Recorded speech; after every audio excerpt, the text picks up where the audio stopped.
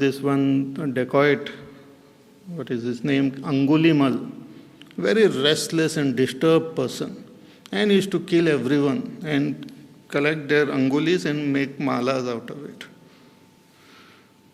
So Gautam Buddha was going through that forest and he saw him, and he wanted to attack Gautam Buddha also. But when he saw him, he saw a deep sense of peace on Gautam Buddha's face and his own body, whole body.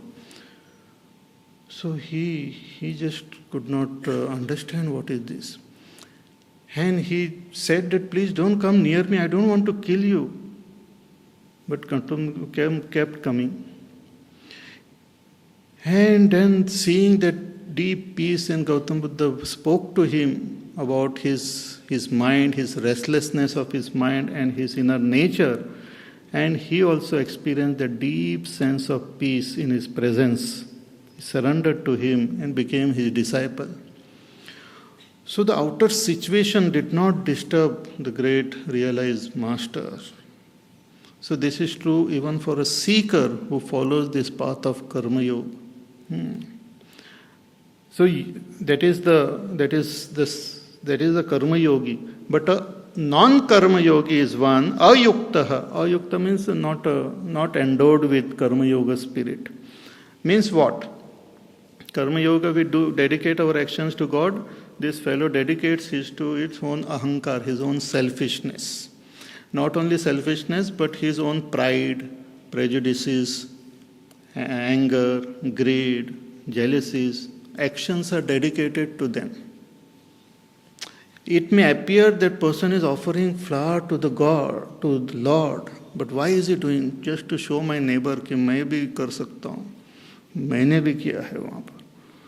So big puja arrangement or big something is arrangement is done. It may appear that he's pleasing God. No, he's pleasing his neighbor. He's not pleasing his neighbor also, but making the neighbor feel low.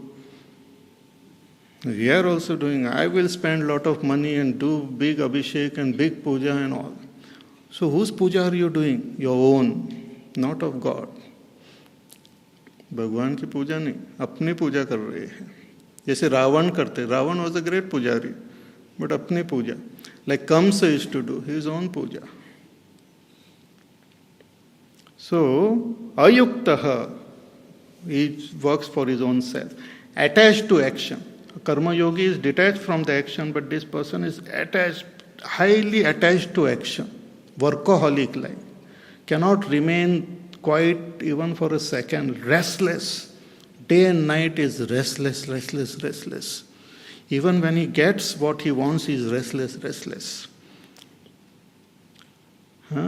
Then the result also, when it comes, is attached to it and takes it as with lot of pride and all those things. It creates more and more jealousy and feeling of competition and feeling of greed and all those negative emotions. So Bhagavan says, Ayuktaha kamakarena. What is the propelling force of a non-karma yogi? Bhagavan says, Kam, desires.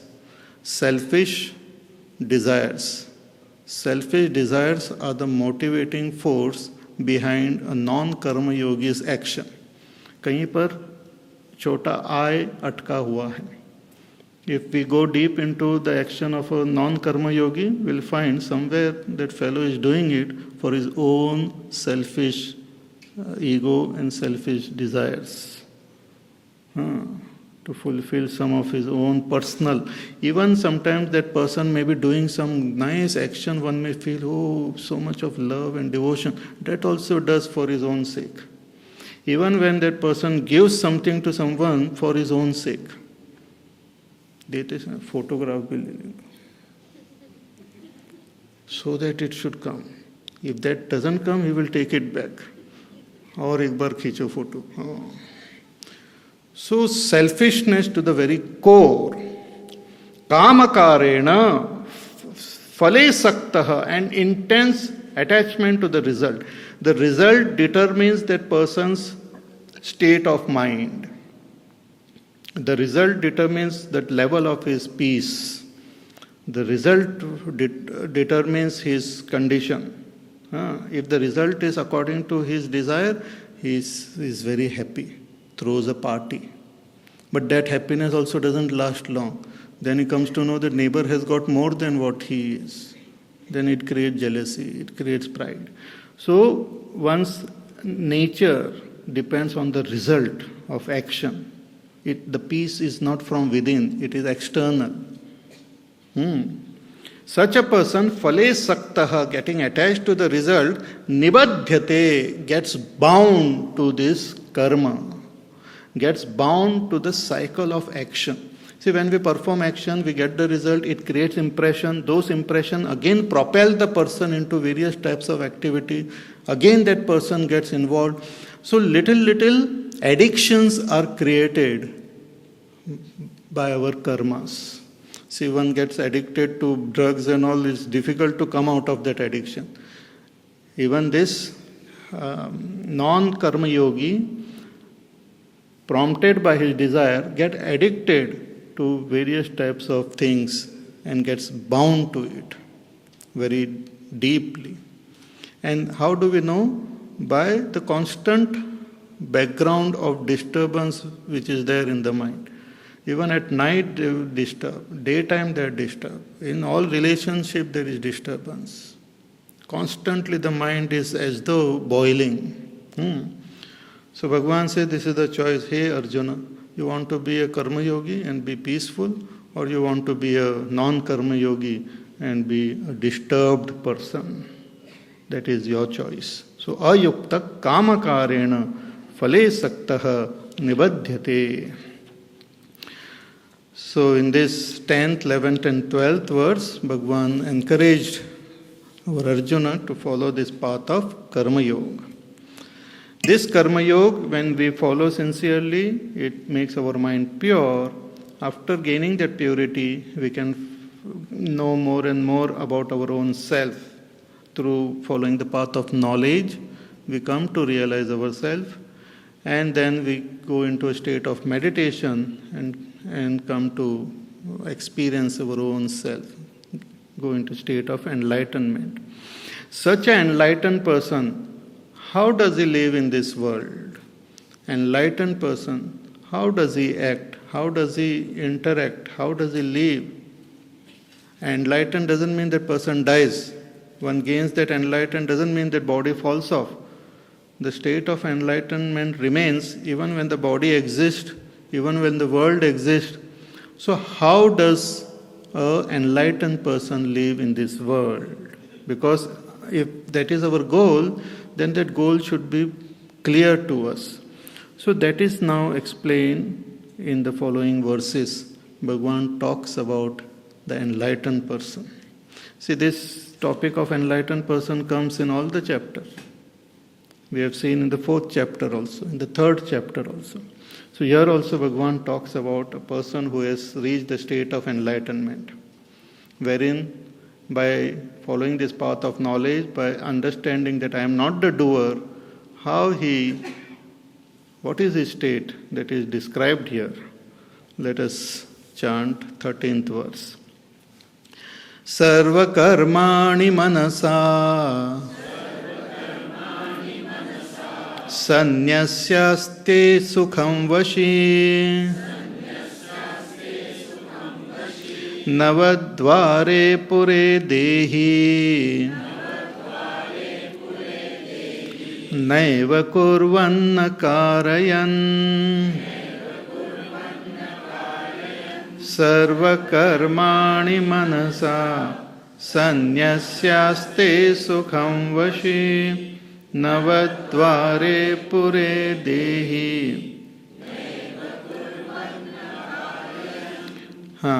This person, he lives in this body, Navadvare Pure Dehi, this realized master.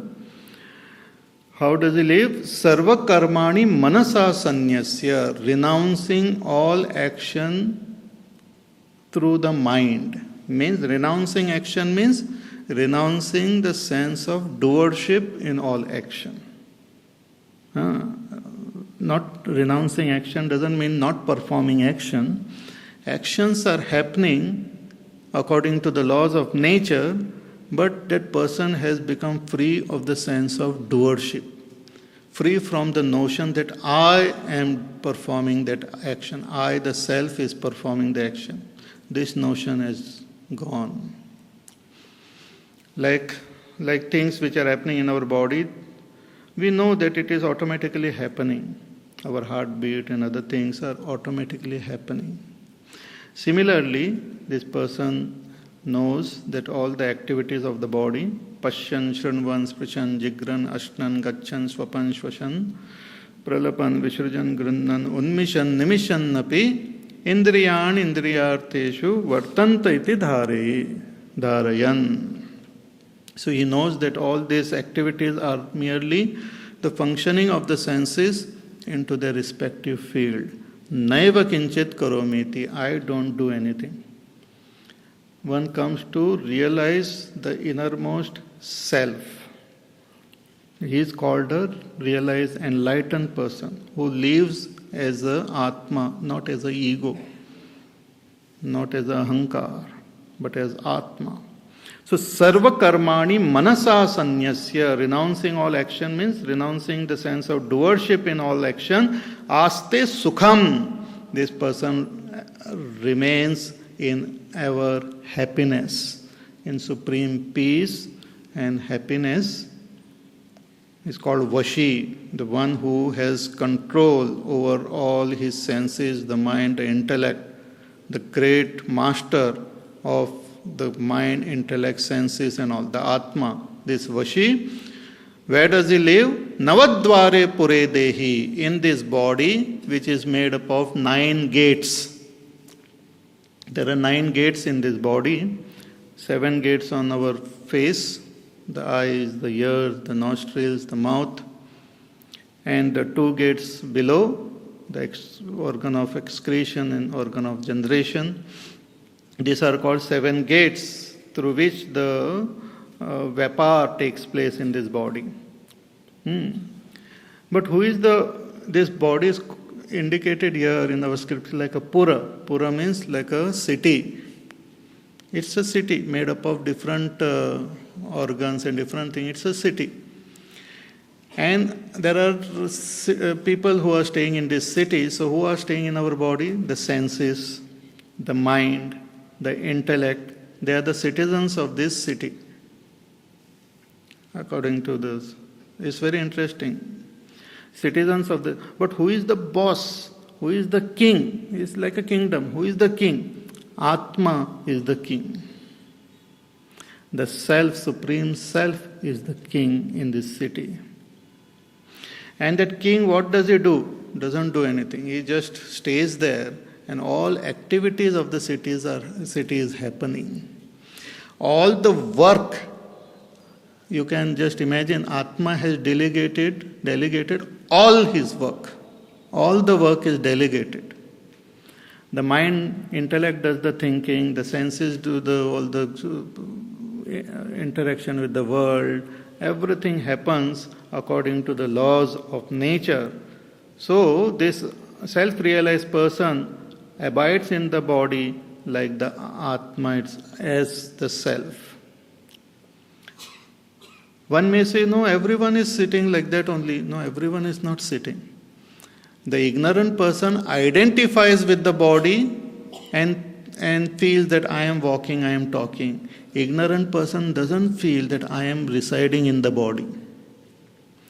Ignorant person takes the body as the self, takes the mind as the self, takes the intellect as the self. See, when I say, who are you? When somebody asks, who are you? I say, I am a man or a woman. That is, I talk about the body. I say I am happy or unhappy. I talk about my mind. I say I am seeing, I am talking, I am walking. I talk about my senses. I say I understand, I don't understand. I am intelligent, I am not intelligent. I talk about my intellect. So, an ignorant person identifies with this body and all the objects within the body. But a realized person is one